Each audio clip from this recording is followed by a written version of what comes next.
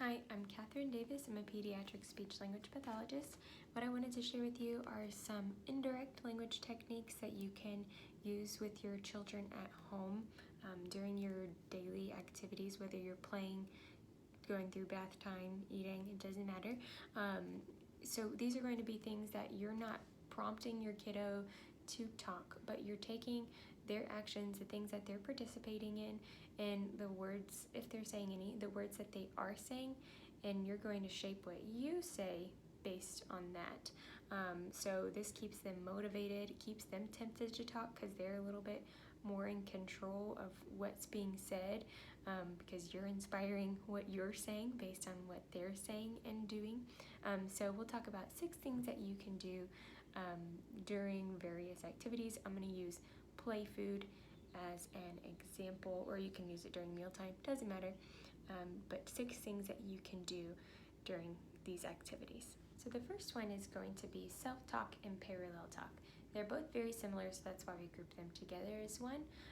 This can be used with kiddos who aren't talking much, or if not talking at all, you can use this with them to model good language. So self-talk is this. So I've got my pan and my french fries, and I'm going to say, I'm stirring. Look at me, I stir. So I'm just talking about what I'm doing. Fairly simple, right? Parallel talk is you talking about what the child is doing. So say they have a cup and they're over here drinking. You would say, you're drinking. Look at you drink. You're drinking juice. You're just talking about what they're doing. So you're tying together that language with those actions that you're participating in. So that's the first one, parallel talk and self-talk. Before I go on to the next one, I will say these next 3, they'll go from less information for the kiddo to process to a little bit more information for the kiddo to process. So it's kind of going to depend where your child is in that comprehension, information processing piece. So that next one, number 2, is going to be imitation. So you're just going to be copying what they're saying directly. So this might sound like they say more and you say more, oh, more, and you're giving them more of what they want. So this is encouraging them that they used it correctly. It's also encouraging them to later imitate what you're saying. And it kind of develops this turn-taking thing too. They say something, you copy it back, we're going back and forth. So that's the second one, is imitation, just copying what they're saying. The third one is going to be expansions. So what expansions are is you're going to take what the child says, keep it in the same sentence form, but add 1 or 2 components to it just to make it more interesting or a little bit more correct perhaps. So there's a couple of things you can do. So say, give them plate options. We have green or blue, and they say want plate, and they're touching this one. And so that's where you would say, oh, want the blue plate. So you're highlighting that word, and you're adding in that descriptor word just to make it a little more accurate, a little more specific, but still basing it off of what they said.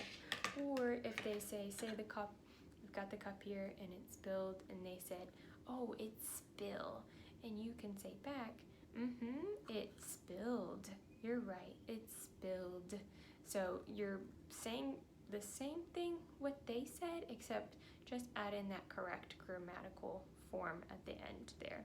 So that is expansions. Just taking what they're saying and adding 1, maybe 2 components to it to make it more correct or interesting. Next one is called extensions, and that just means you're going to take what the child is saying and doing and show them different ways that they can talk about that activity by modeling that speech. So say they're doing this and they say, I pour juice. So within that context of them pouring juice, you can say, oh, careful, don't spill it. Or you could say, oh, I'm so excited to drink it. So you're still using what they said and what they're doing as inspiration, but you're showing them different ways you can talk about what they're doing. So that's extensions.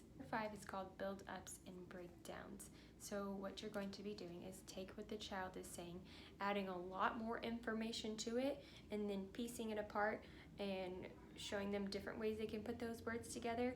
This just shows them how they can combine words and make sentences. So Say they say eat chips. So we're gonna start by building it up and say, yeah, you eat the potato chips.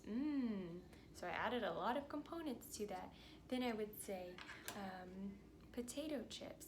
Eat potato chips. We eat chips. Chips. So I've made it really, really complex, and then I took components of that sentence and broke it down to show them different ways I can combine those same words together. So that's building up and breaking down. Last one is recasts. It's very similar to expansions, although in expansions you were just adding one or two more components. But with recasts, we're going to take their sentence and not only add more components to make it more elaborate and correct, but also change the sentence form a little bit. So we've got our ice cream and they say, ice cream yummy. So I'm gonna say, is that ice cream yummy? So I change their statement into a question form. If they do say something incorrectly, so I give the ice cream to mommy and they say, mommy eat. I can do a couple of things with that with recasts. I can say, yeah, mommy likes that ice cream. So I'm modeling that correct verb form for the third person singular. That's what that's called. I'm modeling what that correct verb form is. Or I can say, mommy eats the ice cream, doesn't she? So I still took that exact same verb, but I just put it into a question form. And what this kind of does is tempts them to say, yeah, and imitate what you just said.